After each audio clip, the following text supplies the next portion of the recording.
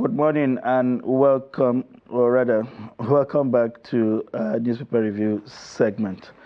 We'll begin with the Daily Trust as it's a tradition here, and the major story here reads: Abductors of APC National Director demands 350 million ransom as General Seeger remains in captivity 1 week after. You'll find the details of that story on page 4. Nigeria gains points as Transparency International ranks country 36th most corrupt. Report shows Tinubu's government making progress. According to the presidency, the graph lays out what this is in essence, and it also shows how we have made progress on that scoring chart from 2012 to 2024. And to other stories, FG to crash food prices through investments. Minister, MTN begins 50% hike implementation as lawmakers call for suspension. And Tinubu would seek re-election, not must wait till 2031. That's coming from Ganduje. FG suspend 4% levy on imports. OICs meet over Trump's plan for U.S. takeover of Gaza. And lastly, reps to begin debate on tax reform bills today. You'll find all of these and more if you get today's copy of the Daily Trust. All right, back to the studio now, joining us via Zoom to review some of the stories of our headlines this morning. We have a former director of News Voice of Nigeria, Ben Shemang. Thank you for joining us. It's a great pleasure. Good morning, Mr. Ben.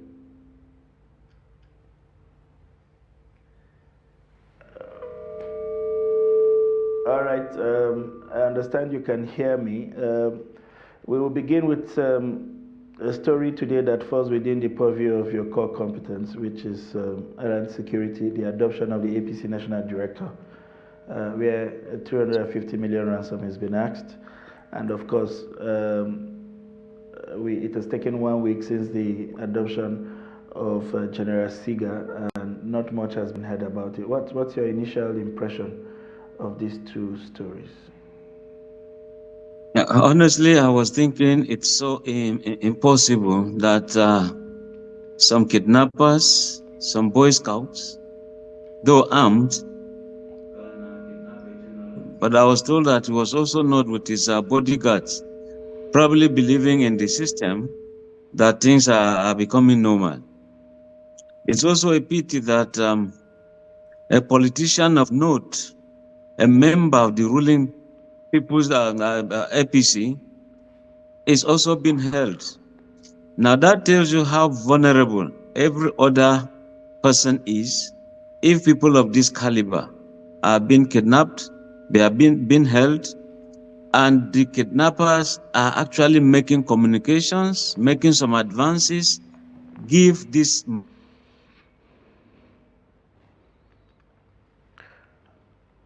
Unfortunately, there I understand we lost him, but we'll see how that goes once he comes back. The question of Transparency International, kind of high money. As you note, is also there. We hope we get him back to recall. We'll take one more paper while we try to establish contact. All right, you understand you're back, Mr. Ben? Yeah. Please go ahead and finish your thought. We lost you in the process. Yes. Exactly. So what I'm saying is, it's scaring that people of this high caliber will be held into captivity. Are we saying that all the noise that time, everybody register your SIM card, we want to know who you are, and all that, everybody data taken, that they are using phones to communicate. And we are told, some of these victims, I will always tell you that they use the phone of the victim to communicate. So when they kidnap, they always look for your phone.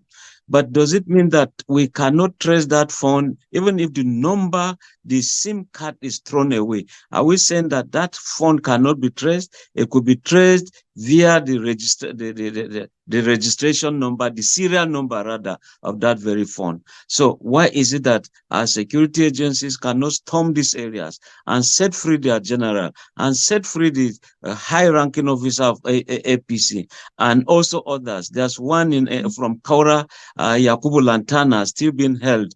This is the second week, and they are making very high demands. And one is taken aback when these monies are paid. It is not just being transferred; they collect cash. Why is it that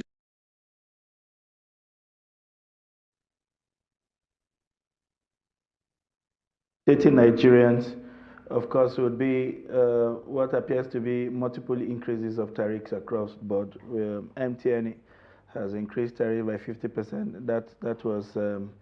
It was only a matter of time before that announcement came to the fore. The same time the central bank hit us with a tariff increase for ATM, but thankfully the 4% additional charge on imports was suspended by the custom temporarily until further consolidations or consultations are held. But what's your reaction? We also got barrage of reactions from our phone-in segment this morning, complaining about what appears to be increases from different fronts targeted at the Nigerian public. you see, Sunday, what is it that has not been taxed in Nigeria? What remains is just the air that we breathe. And even our roads are now being tolled. You have toll gates coming up. So what is it that remains to be taxed? And it's disappointing, in my own opinion, that at the point it was the Minister of Communications who was busy talking about the necessity to increase tariffs. It's unheard of. And when you're talking about free on board taxations as brought by customs, even though it's been shelved, it simply means that it will come up all the same. So why is it that we're always taxing a very sick economy? Things are very bad, and we transfer the brunt to the masses, real masses. Now, if you tax, if government goes to tax telecom industries very high, of course, the brunt will be borne by those who are the users, the groundnut seller, the watermelon seller, students, their parents, and the pensioners. They all will have to bear this brunt. So if there's a way government can also augment, government should augment.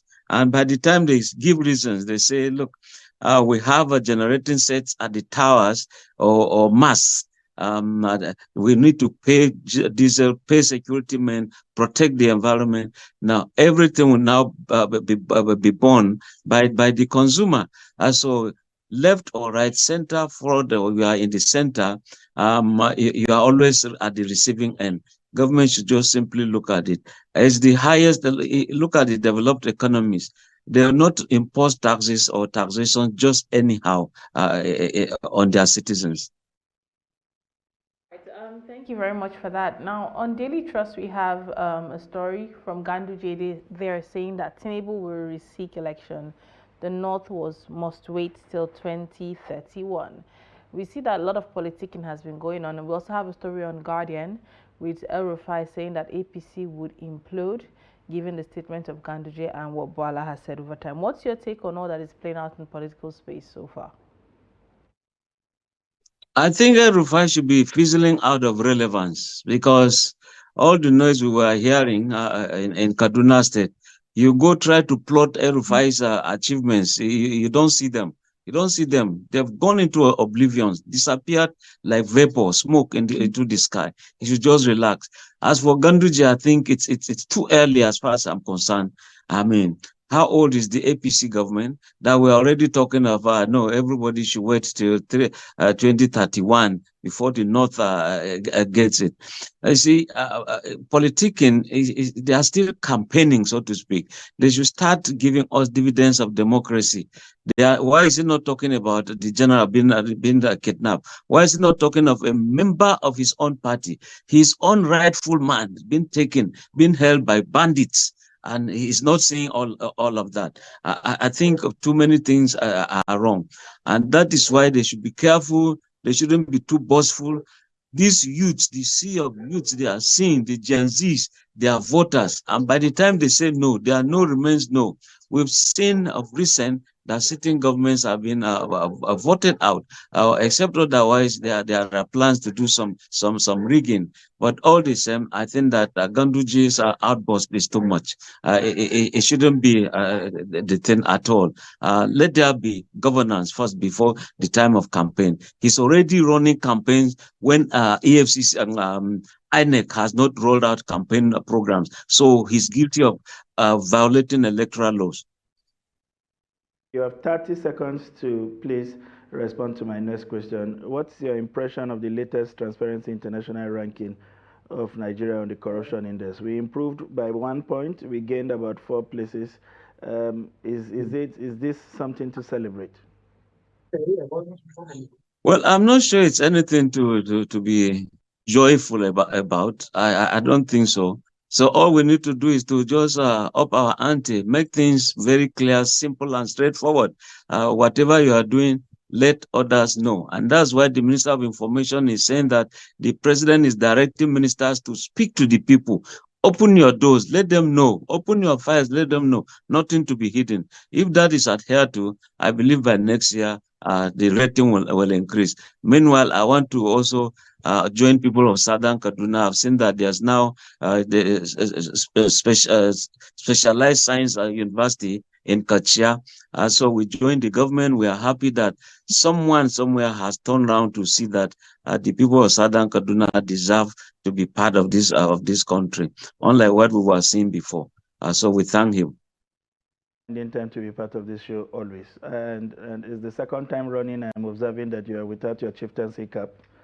Okay, I hope nothing is wrong. I'll make sure I wear a Benue one next time. Day. Thank you so much and have a great day ahead.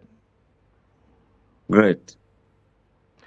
All right. I wish time would allow us to do more, but that's the much that we can accommodate on today's edition of Daybreak. So much has been said from our in-house guests, from our newspaper reviewers, and from the phone-in segments on what we can do to make this country better. It's summed up in a popular Nigerian song by African China, is it? I think he said, when he talked about lead us well, he said, if you're a president, lead us well. If you're a governor, governors well. Whatever you are doing in that small space, do your best to do the best you can to the best of your ability to ensure that you are giving the best.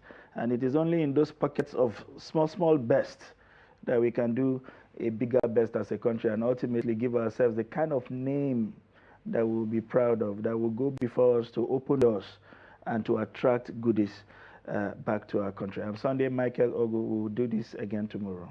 And in addition to what Mr. Sunday has said, even as citizens, let us find a way to always, do the best we can to one another. Let's not forget, leadership starts from the bottom up.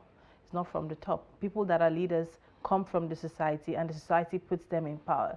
But if we do our best to shun corruption in our own little way, be a good neighbor to whoever is around you, shun corruption, do the right thing at all times, confirm information, spread the right information. Let us start the best, and what we want to see in government, let us start it within ourselves as citizens. I believe we'll see the kind of Nigeria we deserve. So I am Lilian Ogazi. At top of the hour, we're going to be having business. We'll also have sports, and we'll have our news updates. So stick around.